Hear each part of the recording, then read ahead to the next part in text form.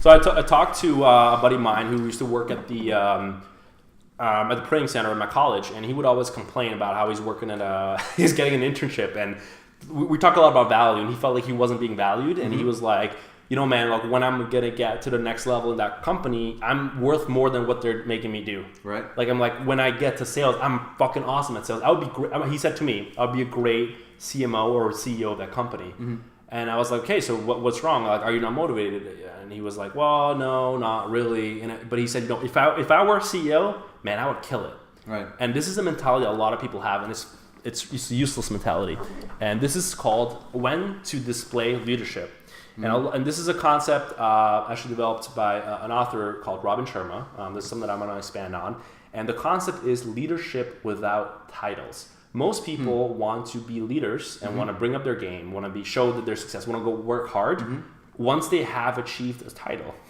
Yep. Once they have achieved something. Yep. But in order to get there, you need to show all those traits before you have that title. Sure. One of our podcasts, we talked about bringing value to people. And in order to bring value, you need to go outside your job position. So if you're just a programmer or an associate, in order to make it to the next level in your company, you have to think like a partner or like a CEO. Right? And when I'm telling the people, hey, why don't you go out there and get a lot of clients for your firm? You know what they say to me? Freddie, I'm just being paid as a programmer. Why should I spend my weekends networking and getting people? That's not it's not my company. Right. And this is the problem, because most people only want to work hard once they have gotten a title. That's the truth. People say, oh, the minute that I'm a CEO, I'm going to work my ass off when I'm CEO. I'm going to work my ass off like when I'm a president. Yeah. That's absolutely incorrect way of doing things, because you have to work hard when you don't have those titles. Jim Rohn says the same thing, man. So Jim Rohn says you always do more than you get paid for. Right. And it's a wrong mentality to be like, oh, if I just get that raise, then I'll do more. I don't know. You have to do it's like in it. But the problem is you cannot get that raise until you do more. Right. So you have to outwork your position in order to get to that next position. So a lot of people do the following. They say, successful, then I will do hard work. I will not do hard work if I'm not successful. This is the mind fuck. I want people to rewire that stuff. It says, in order to get successful, I must be working hard. And a lot of people don't want to work. They want to stay late at night. They don't want to work more than 8 hours a day. They don't want to, give in their vacations. They don't want to work weekends. Yep. They said, well, why should I do that? I'm not an executive at that company. Yeah. I was talking to one of the guys who was like interning with us, and he was like, hey, I was like, hey man, what's going on? Where are you at? He's like, I'm just out, with my family. I was like, okay, that's cool, but I was like, did you think about maybe doing a little more? He's like, well, no, but I would probably think about it when I get a raise. He's like, bro, you're fired. You're not gonna get a raise, because the only way you can get a raise is if you work harder before. Yeah. You have to show your work before you have that title. A lot of people aren't willing to do that. They say, well, I'm only getting paid. I'm only getting paid for 8 hours, so why should I work more? And I get the notion. I'll always say that if it's a bad workplace where they're not valuing you, when you do out of your way and they're just abusing you, you need to get out of there. But a lot of times what people need to understand, it's a very simple concept. In order to get successful, you need to work hard. But a lot of people don't want to work hard without a title. And I said, real leaders, they don't wait until they have a title. I was working like a CEO before I was jack shit. I'm working probably this week. I clocked in 105 hours of work. Right? But I was working 100 hours when I was a college student. I was nothing. I literally wasn't worth nothing. Right. But I was already doing that before. Yeah. And most people say, well, why are you working 100 hours? You're not pretty. You're just a college student, man. You're not a fucking CEO. I was like, yeah, but bro, in order to get a CEO, I have to work like that now. Yeah. And you see this time and time again. And I've given you this example before, where I see people at the top of their game. They're working 100 hours. I see athletes, training 3-4 hours a day. And then I see normal people. And then they're like, oh, well, I'm not going to... I was actually training with a guy, right? And I was like, oh, my, come on, let's do some more. Now I train. And I was going intense. And he was like, Preddy, I don't want to train like that. I was like, why? What happened? He's like, well, Preddy, I'm not a pro.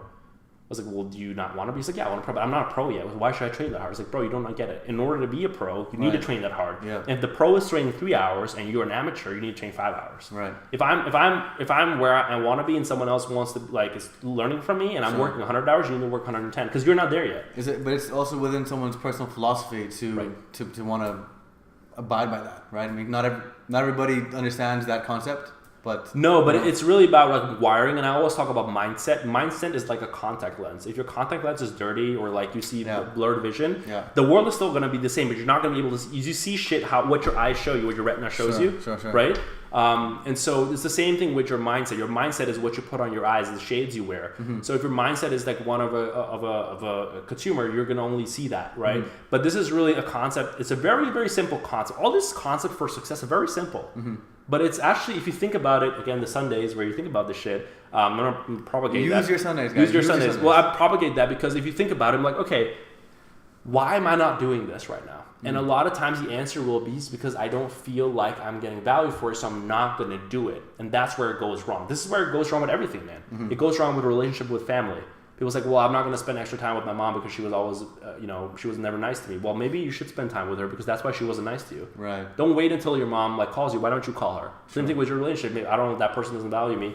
Maybe you should, where she put in the time, maybe she will value you. You know, and the same thing with work or at school. I heard this a lot. I had this thing. It's like, I had a professor who's like, always treating me like shit, man. Never picking on me. Always call me. And I was like, why is that happening? I was just like, you know what? The reason why that's happening because I never show up. I'm always late. Yeah. Never do my homework. I'm always like, I was handing papers like fucking half messy. Of course.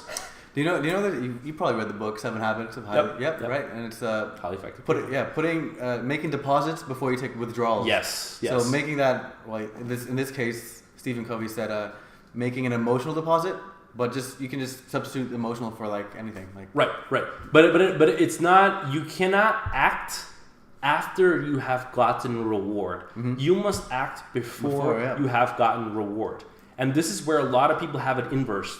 I see so many people and they have it completely inverse. And I see it in my employees, people that intern, or people that talk to me on a daily basis. And I always hear from them that they don't want to do something anymore. They want to or they're not feeling valued, and they will provide all their best. He's like, my best is yet to come. I can do way more. Like, dude, I can work on that startup after I'm done with school.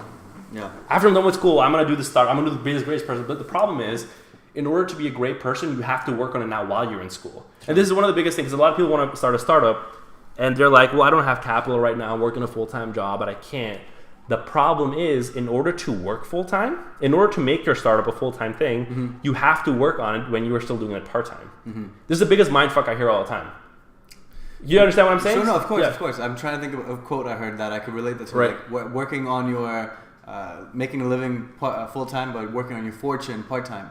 Well, So how many times have you not heard people? It's like, I can't focus on my startup right now because I'm in school, right? Or I have to do another job. So by the time I get home, I don't have enough time. Yep. And they're like, you know what? If I could make this startup full time, then I can get all my attention to it. Now this is the problem. Countless times, yeah. This is the problem. In order to make your startup company a full time position, you have to put in the work right now. Yeah. I agree. Because otherwise you can't. How the fuck? Like, the logic don't make sense. Like, how are you supposed to? How is the startup going to get to a full time position if you don't put in the work now? They said I'll put in the work later after my startup has gone full time. In order to make your startup a full time thing, it has to grow and scale, but you have to put in the work now. So if you're making a company right now, you're in school. Guess what you need to do after classes? At night you need to work on your startup because people think that magically shit's going to happen. Yeah. Like, okay, my best is yet coming. When I have my startup full time, I am going to work. They come to me, pitch, when I make my fucking startup full time, you're going to see what I can do. When I stop school, when school's over, man.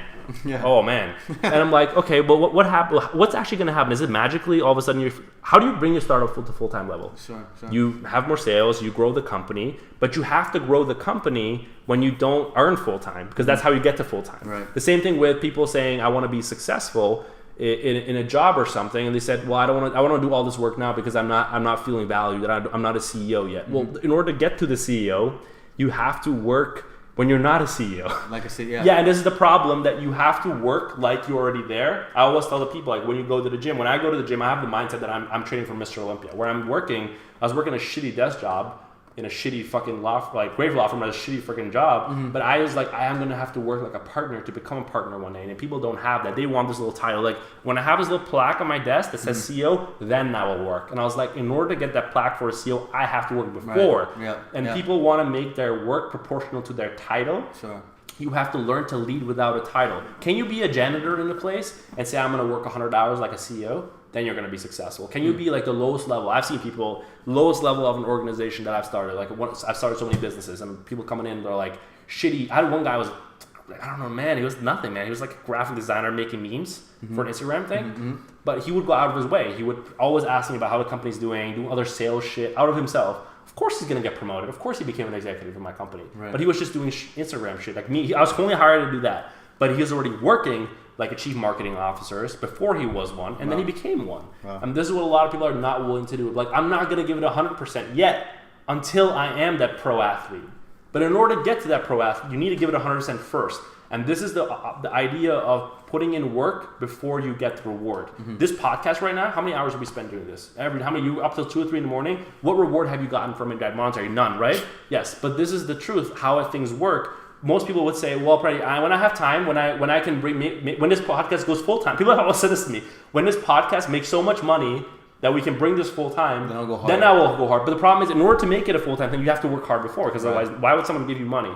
And this is an entitlement generation where all of us, we just want to start something and we want to think like, oh, someone's just going to give you $1 million. It doesn't work like that. Yeah. If you want to start a startup, you have to work on it when you're doing your day job. At night, that was what I did. When I was in college, I would work full time. I would go to class, study for my exams, train for my national bodybuilding, and then I would work on my startup all the time. And I did over 20 businesses like that in college. I was crazy. I would sleep. This is how I got into not sleeping.